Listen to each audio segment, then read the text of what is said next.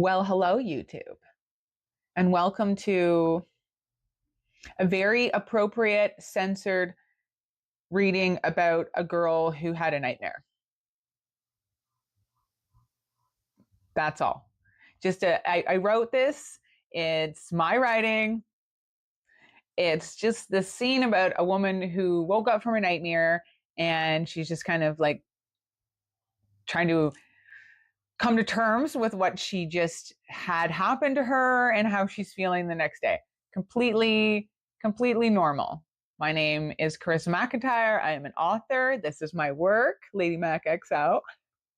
I'm laughing because I've just done like a 10-minute intro for another platform prior to this. And if you want to know more about that, please go check out my Patreon.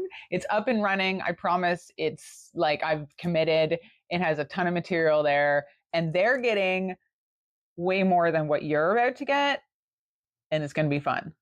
So I'm going to read to you this completely normal chapter. I may have to make one or two slight detours depending on what I want to say and what I can say here. But if you want the rest, which is going to be a lot, I suggest you go check out the links below. Also, it's not yet available on ebook. I'm very sorry. Life happens. It is available in paperback. You can grab it from Amazon, and you can also grab it from me. I will sign it with a little kiss, but not this one, apparently. It slipped through when I did my inventory. It's probably not even counted in my inventory. Anyway, I'm going to read you a completely normal and harmless chapter, chapter 6. If you'd like chapter 7, you know what to do. Francesca woke the next morning feeling restless and antsy. The adventures from the day before had taken a toll on her body and her aching muscles, and the long night had worn her down with lack of sleep, tossing and turning, and fruitless attempts at other things, leaving her achy and sore. Her mind was racing too fast to focus, and no matter what she did, nothing made her feel better, which made her feel sad. She felt terrible, in a grumpy state that showed in everything, mentally and physically. She felt worse than ever before and almost thought it was a sickness, though deep down, she knew it was something else. Oh my goodness, I never told you guys what I was reading here on YouTube. I'm not very good at this. This is my first attempt at a multi-editing video, which I'm not going to get into again for my poor people on Patreon, but if you want to know, go check it out. I'm reading to you my octopus book. It's completely normal. I assure you. You should go get a copy. The storms seem milder today, maybe even leaning towards better, though she trusted nothing. Her trust in the weather was broken. The clouds were lighter gray, indicating a calmer sky breaking through.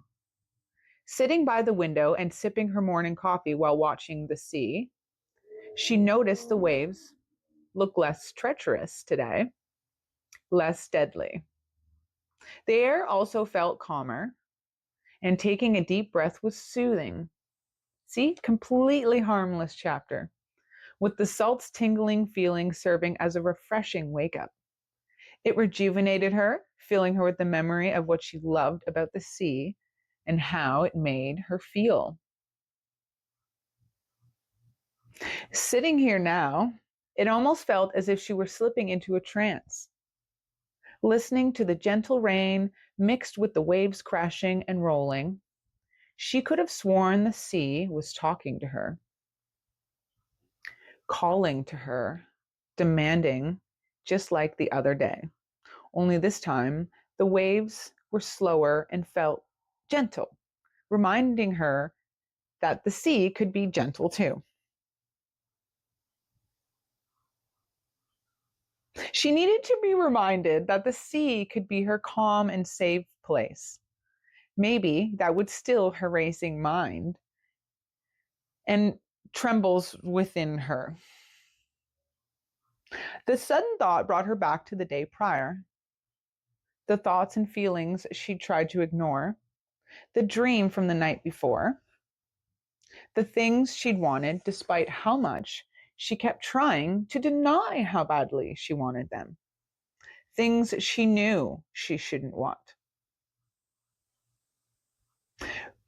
Francesca pushed herself away from the windows, avoiding the view of the sea, and went into the kitchen, refusing to look outside. While making herself breakfast, she tried to ignore the thoughts racing through her head, these foreign ideas and urges that felt like her but weren't, that sounded like her voice but were different, constantly telling her to go out to the sea.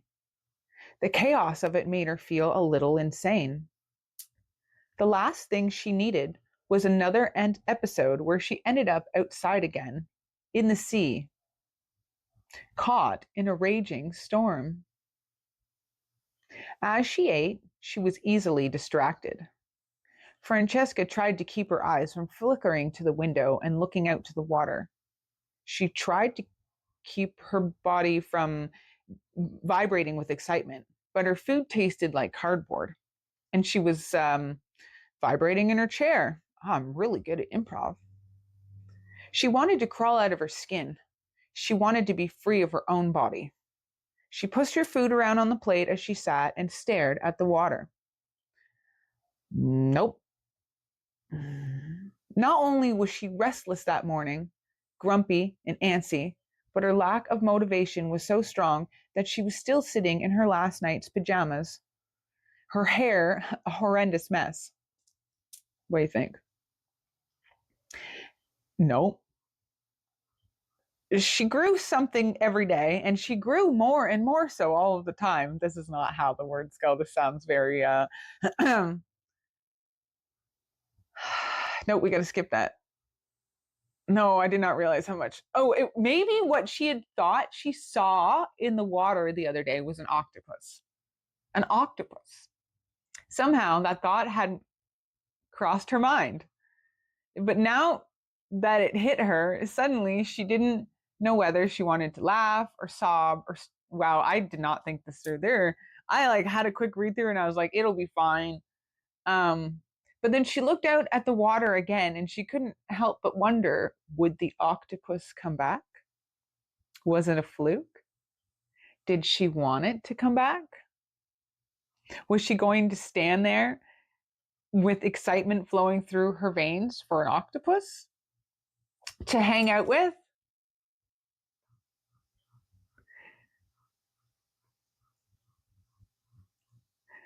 She watched the waves crash, the drizzle of leftover rain pelt the window, and soon she pushed her plate away, food untouched.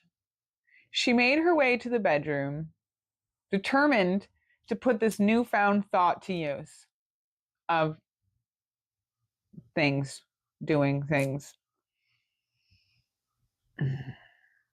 Already her melancholy thoughts were long behind her. Everything was, except the need to explore the thought of seeing octopuses in the water. You guys, I had to read through that and I was like, yeah, this will do. My thought was, now that Patreon is up and running, I would read a mundane chapter, which I scanned through the first part and I was like, there's like one or two sentences maybe that'll skip over. That one paragraph's not so great, but they won't notice. And then I'll just hook it over and be like, so if you want the whole story, which I'm going to actually, for those of you that are subscribed over there, I'm going to go back and finish that. Listen, this story is about a woman and she just really likes the sea. She's very curious about what's in it for reasons.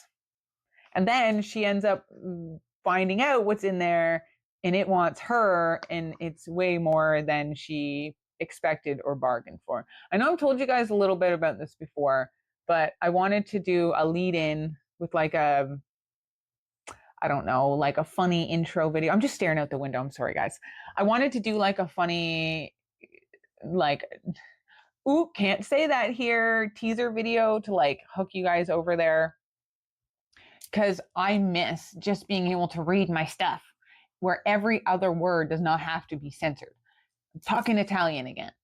So if you would like to go listen to me read this normally and not have to censor every word that I say, please go check it out.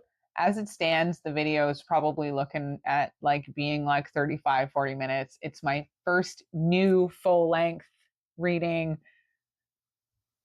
It's not old material. There is a lot of old material on there, but there's also a lot of downloads and other stuff. So go check it out.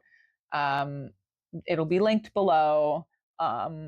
I hope you liked my terrible attempt at a reading. I had high hopes going into this that I'd be able to just skip over a page or two. You think I know because I wrote it, but I just wrote a book full of filth. Anyway, it's going to be a lot of fun. Go find the rest of the video. Go get the book for yourself. You don't have to go subscribe. You can go get the book for yourself. Get it from me, signed below, or get it from Amazon and give most of your money to Jeff Bezos. Whatever. I do my best.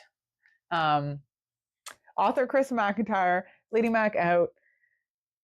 Enjoy the rest of the story if you head over there. Thank you for being here, my friends. Please subscribe. Lady Mac out. Stay kinky, keep reading, and all things fun and all of that. I forgot to do an outro, so I'm doing the outro now at the end of my Patreon, which turned out to be like 40 minutes long. So it's filthy. Go subscribe.